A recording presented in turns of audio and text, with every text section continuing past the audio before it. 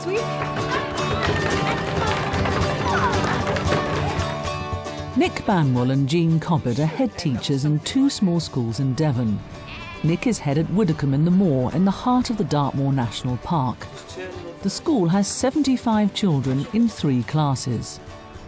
Jean's school, Burrington Church of England Primary, is located in a small farming community in North Devon. It has just 32 children in 2 classes. Small schools, those with fewer than 100 pupils, face potentially huge problems from limited budgets, limited numbers of staff and children, and isolation in rural communities. So is there anything that other teachers can learn from them? Can you hear us? Yes, we can. In this programme, we'll see how Burrington and Widdicombe have found creative solutions to the potential problems of funding, staffing and relative isolation to deliver considerable benefits to their children. The greatest problem for the small school is staffing. And what do you mean by that word, conductor? With only 75 children, Widdicombe's head, Nick Banwell, can employ the part-time equivalent of only 3 full-time teachers. We don't have full-time teachers in any class, so each class sees a number of teachers, 2 or 3 teachers each week. Why are saucepans made of metal? You're going to talk about the... Part-time teacher, Gabby Ross, is part of Nick's solution. What would be a really silly material for a saucepan to be made from? The fire from underneath, it will go underneath it and then it will go through the metal and then you can get the food. There's quite a ridiculous one, that's carpet. If you made a saucepan out of carpet, that'd be a bit... Because over my time we've had vacancies, we've appointed 3 other teachers. They've all been part-time. I could have merged them and I could have changed things around to give specific teachers to one class, but I've purposely veered away from that because I do think that's a real strength. Carpet would be really silly. Why though? Why? Because it kind of leak out the bottom. It might leak out the bottom. Yeah. What about the heat? It would burn. It would burn. And it would... Gabby shares the class with Kate Edwards. And that is, how far is it from your house to the school? If you're going home with a mum or a dad or a gran or somebody, you might be able to keep an eye on the kilometres. How about if you're going back on the bus? How do you find how many kilometres away from school you are like that?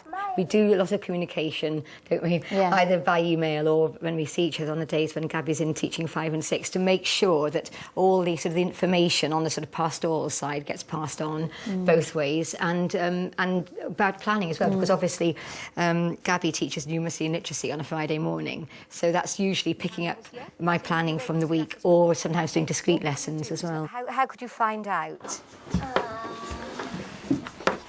Ask the bus driver. Ask the bus driver. OK. Ask the bus driver to keep an eye on how many kilometres it is from when you leave the school gate to when they drop you. One of the things about having part-time teachers, we bring in particular strengths or specialisms into the school. The children gain because they get the stimulus from extra teachers coming in. Who can tell me why they think saucepans are made of metal? It would be the metal because the metal would warm up from the fire and it would go through the metal and it would warm up the water. Any class has different levels within it, even a single year class.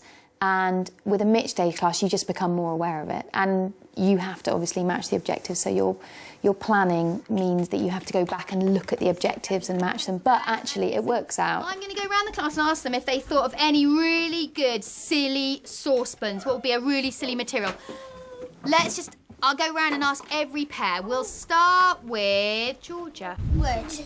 You thought wood would be a silly saucepan idea. Why was that, Georgia?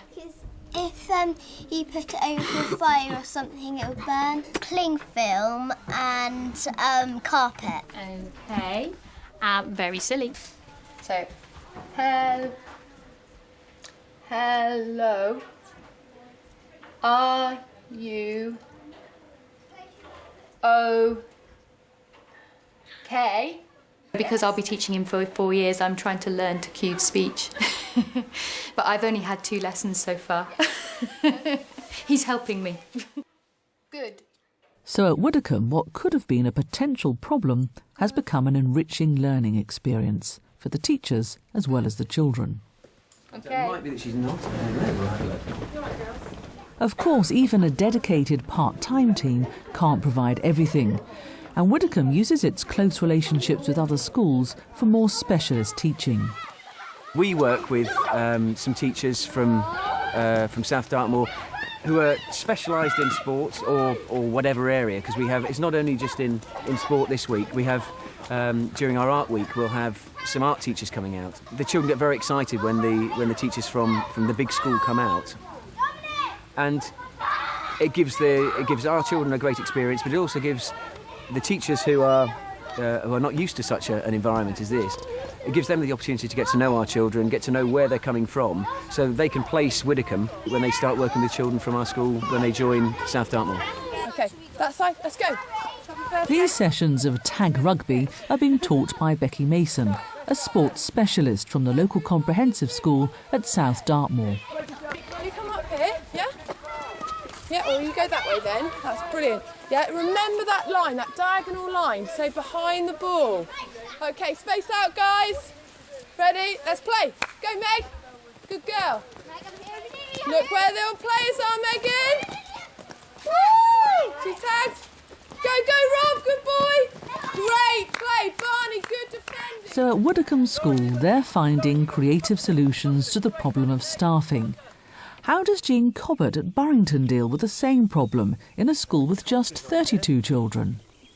We all take responsibility. We're all not only teachers but we're learners, and that we can work together and we recognise each other's expertise. And there are times when, as the head, I may have to make a decision, but there are other times when, as the head, I will step back and somebody else will make a decision because it's their area of expertise. And I very much like the flattened hierarchy that we've tried to in Portia, where everybody has, they feel very valued and they have a real contribution to make, whoever they are. And I'm talking about staff generally there, not just the teaching staff. I think everybody here has a huge contribution to make to the education of children. If you've got your own conker, we'll use those later. Knowing Ben, he's probably soaked that in vinegar and all sorts. Jeff Adams is one of those people who contribute. He works part-time. Here he's teaching environmental studies through an initiative called Forest School. I like to break down to like 3 distinct areas really. One is certainly a curriculum area, which is based on something which they're doing this term in school. Another one would be campcraft skills, and another one would be PHSE, group work, individual skills, working together, that type of thing. So within those 3 areas we develop the activities. That is special glue that will not come off now, and he's stuck on there. He can't let go of that at all. It's at least 10 minutes before you're allowed to let go of that. That's really stuck on. See if you can tie that knot without letting go of that end. Today Jeff's working on knots and rope skills. Forest School really began, I suppose, in this country about 5-6 years ago, whereby it was really imported from Scandinavia. Denmark really is where it tended to originate from. And I came across the idea about 2 or 3 years ago by talking to other people. The start of the reef knot, yeah, he's done the overhand knot. And got myself involved in a course, which I went on and got qualified, and then started to do it at the schools I was employed at. You can help him, but you mustn't let go. In many ways it's still a pilot, and I think it will be for certainly probably throughout this year, but as other schools are taking it on and we're starting to mix together, talk together, and a network has been started in Devon as well, where people can communicate with each other, then we're starting to pool ideas and move forward in the same way, really, with shared ideas. Fantastic. 10 minutes up, yeah? OK, make your loop. Is it? Yeah, you've done it. Well done. And there's a very useful role for this knot. Most children know how to play conkers. Not many know how to tie a knot that stops the conker slipping through the string. The figure of 8, or stop knot, does just that. OK, I'm going to take aim. I'm not going to hit it, but OK. And then I will hit it like that. OK? What happens if someone hits it? Do you hit it until it breaks? No, you have one hit, and then you swap over. Of course, Burrington, like every other school in the country, would like more money. The area the children use for their forest school is quite small, but to develop the site, they have to find ways of raising the money and the resources they need. Dear Sir or Madam, we are a small rural village school in Devon. We are desperate for a larger area in which to create our forest school. In our forest school, we learn about many fantastic plants and animals. We aim to play many assorted activities and games. Let's have a look, pull it tight. It's better than being in the classroom and doing boring things in the classroom. It's good to get outside and things. It will help us to develop survival skills that might come in use in the future. We need the right equipment, otherwise we won't be able to do all the fun things that we can do. 1, 2, 3, move. Oh, very good. Oh, Harriet. Okay, 1, 2, 3, change. That's 1, 2, 3, change. Very good. We are in our last few years at Burrington and really desire to leave with a smile because we have obtained our dream. Our forest school,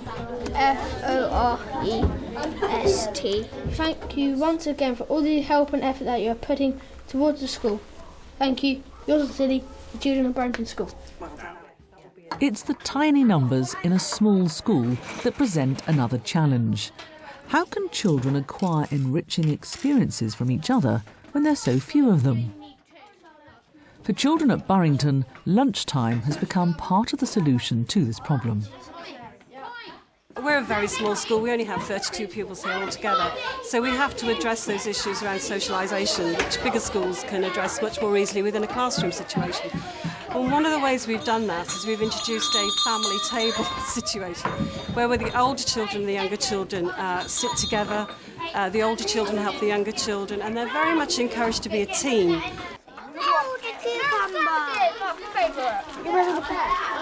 There wasn't a cucumber in there today. So what do you want? Some lettuce? Yeah. Can you afford them? I'll give her my cucumber. I get my thought to eat. Yeah, because we haven't got salad today. That's right. Right, there are. We offer trophies for teamwork, for manners, for how they've helped each other through the week. And certainly the older children are encouraged to help the younger ones with to encourage them to eat properly, to clear up so that they're all working together, so that they leave what is the classroom nice and tidy, ready for the afternoon. So very much giving the children the responsibility for their own lunch, basically.